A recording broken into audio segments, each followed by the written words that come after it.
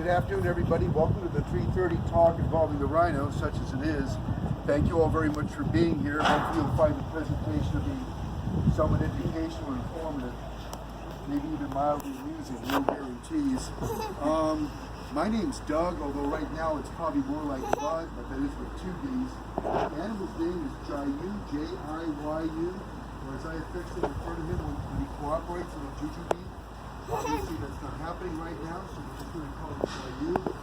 What's going on here is we appreciate your understanding, forgiveness, and patience. There's some major destruction, construction. I probably had it right the first time, oy vey, and I'm not even Jewish. Going on in this half of the exhibit is taking longer than we anticipated. The excuse they're using is because of the rain. They'll use whatever excuse they can get. But what they're constructing here, it's kind of cool. Hopefully they'll get it done in my lifetime, or at least the rhinos. After all these years, we finally got funds appropriated for this shade structure and shelter to be installed. I'm going to try to reacquire him at that end, so I'm not running away from you. It's just a lot more interesting if the rhino will show up and at least interact with me a little bit. They're building that structure, that new thing that you see over there is the dividing line that you have the animals exhibit.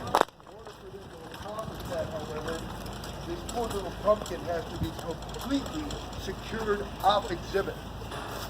There's the sweetie. Because they're working right along the DMZ, the demilitarized zone, the dividing line between the two halves of the exhibit, in order to put in that structure. They cannot have him anywhere near the construction personnel because obviously he will try to kill them. And also, that's why I'm glad he came over and I was able to acquire him here.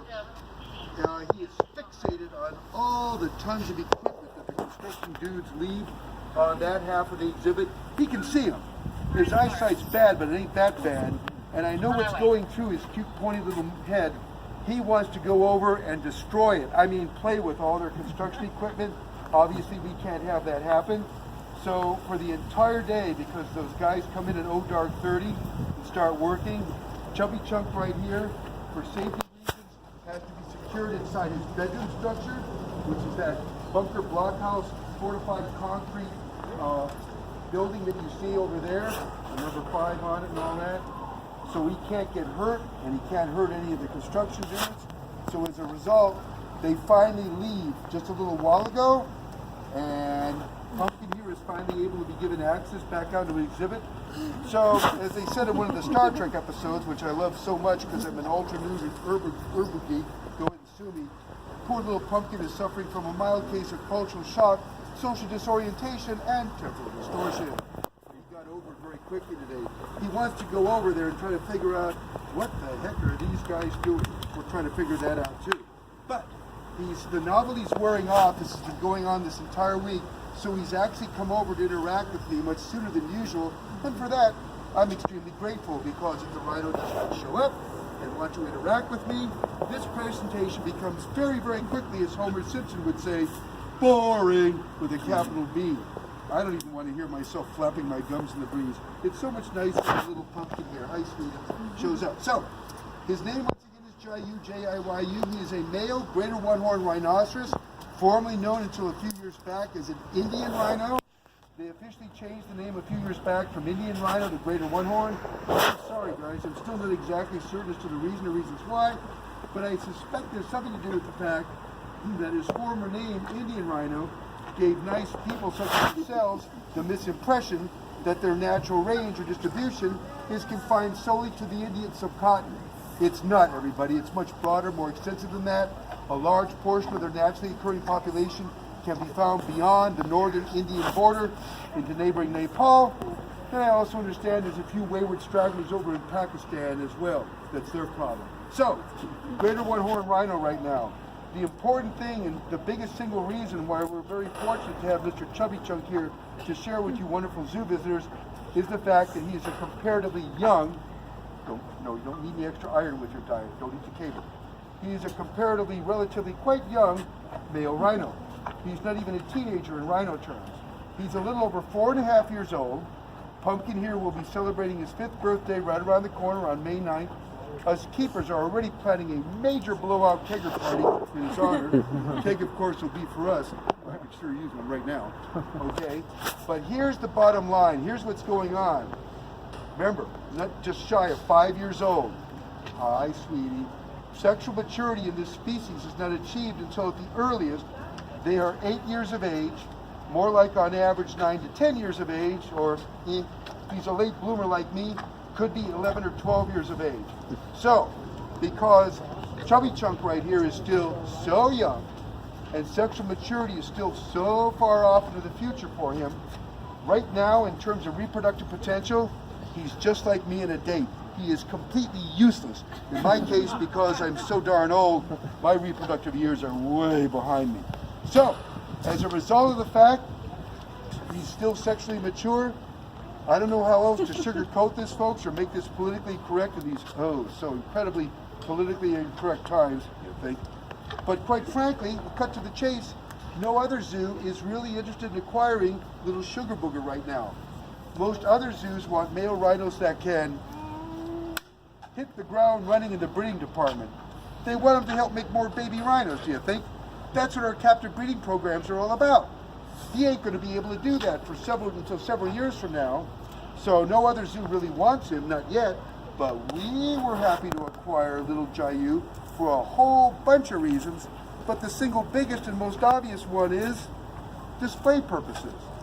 Jayu is in fact the only rhinoceros that we have here on zoo grounds to share with you wonderfully patient and oh so forgiving zoo visitors. God bless you for all those qualities. All of the other rhinos in the collection of the Zoological Society of San Diego are up at our sister facility, the Safari Park. It used to be called the Wild Animal Park. Folks, that facility, unlike our wonderful zoo here, has a lot more of what my dearly deceased old man, God rest his soul, used to say I had between my ears. Space.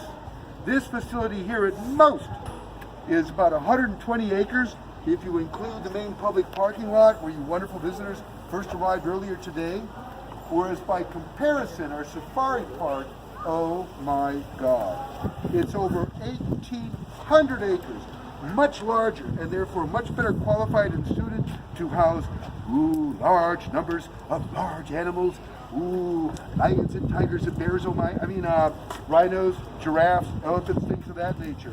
But fortunately, for the benefit of you wonderful zoo visitors, our zoo management gets it. They understand there's quite a few of you out in the audience there who probably, for whatever reason, you ain't going to be able to make it up to our safari park north of here. Time constraints, financial considerations. Let's face it, everybody, gasoline is still pretty darn expensive, don't I know? So I think it's really, really cool on the part of zoo management that they saw their way fit to at least have little Jujubee here, at least something in the way of a rhino on display for you wonderful zoo visitors, especially those of you who, once again, for whatever reason, you ain't going to be able to make it up to our safari park. So that's what's going on here, folks. That's why we have little pumpkin buns here to share with you. Now that we got those particulars out of the way, and more importantly, before I run out of browse, in which case the rhino will walk away, my lovely zoo management at this time, yes, those fine people that sign my paycheck, God bless them, they would like for me to emphasize before the rhino walks away 3 very critical key points. The first of which is essentially a no-brainer, even for an old idiot like me. It's the fact that many, many, many animal species are incredibly endangered. No, do you think? Thank you, Captain Obvious. Okay. Nowhere, folks, I'm sad to report, is that more true or applicable than it is in the case of all 5 living species of rhino. You have species number 1, which is what little Jujubee is here. The Greater One-Horned Rhino, my personal favorite. Again, this is the one that used to be called until a few years back as an Indian rhino. The next 2 species, they hail from Africa. They are the black and white rhinos. Then to round out the 5, we have the 2 Indonesian dudes, the Javan and Sumatran rhinos. Hi, sweetums. all 5 of them are super, hyper, mega, ultra critically. Can I possibly think of any more superlatives? I will work on it. Incredibly endangered because, and fortunately today, he's perfectly positioned. Good boy, Sugar Booger. Right here, ladies and gentlemen, boys and girls, here's the reason why rhinos are so incredibly endangered. This magnificent sledgehammer that little pumpkin buns here has mounted on the front of his cute pointed little head. I am, of course, referring to the horn because you see, ladies and gentlemen, boys and girls, I am very, very sad to report that even to this day, there are still many peoples, many cultures throughout our planet who still, even to this day, greatly prize rhino horn for a variety of reasons. None of them are good. It's most frequently thought to have magical medicinal properties, often as an aphrodisiac, which of course is a politically correct way of saying it's thought to be a naturally occurring form of Viagra. Okay, now where that originates from, you folks might find this rather fascinating, maybe even somewhat nauseating, but very important for me to assure parents out there with young children. There they are. Hey kids, how you doing? We got a lot of kids here today, so I got to be extra careful. But seriously, parents, rest assured, I do promise to keep my explanation clean. We are, after all, a G-rated family venue, do you think? And most importantly of all, Mr. Old Keeper here would one day like to be able to retire from the San Diego Zoo and not get fired beforehand. So, where this originated from, I'm totally serious. Hundreds of years ago, when ancient peoples first observed these magnificent animals in the wild, they took one look at that fantastic horn on the front of their cute pointy little heads, and they likened it to, anyone brave enough, bold enough, say what's going on here? Cowards, bunch of chickens, okay? It's a phallus. It's a phallic symbol. So their reasoning, as erroneous as it was, went something along the lines of, ooh, wow, gosh golly, gee whiz, check out that thing on the front of the rhino's face. Hey, if the rhino can keep that thing up all the time, gee, maybe it'll do wonders for me in my romantic life. Wrong. Because I can assure you, wonderful visitors, if there was any truth to that rumor at all, close your ears. I would be first in line. Kidding. All right, look, seriously, check it out. There is absolutely nothing magical about rhino horn. Its primary component is a protein called, anyone? Yeah, thank you. That was a safe one, easy one, wasn't it? God bless you, folks. Those of you who said keratin, you are correct. And you win my fabulous no prize because I have no prize to give. Hey, we are, after all, a non-profit institution. But it's a protein called keratin. It is the same protein you and I have in our fingernails and also in our hair. Although lately I've been losing mine. That's what happens when you work here for over 25 and a half years. Just kidding? Not really. So you can literally think of rhino horn, I kid you not. All that thing is an oversized fingernail or a very, very, very densely compressed, ultra-compacted mass of hair. That's all it is, everybody. I'm totally serious. There's nothing magical about it. It isn't even ivory, like on an elephant's tusk. But, you plainly see it as a big but.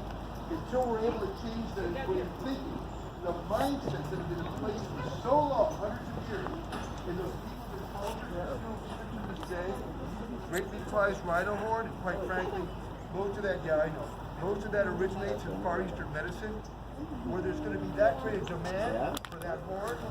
There's unfortunately going to be suppliers.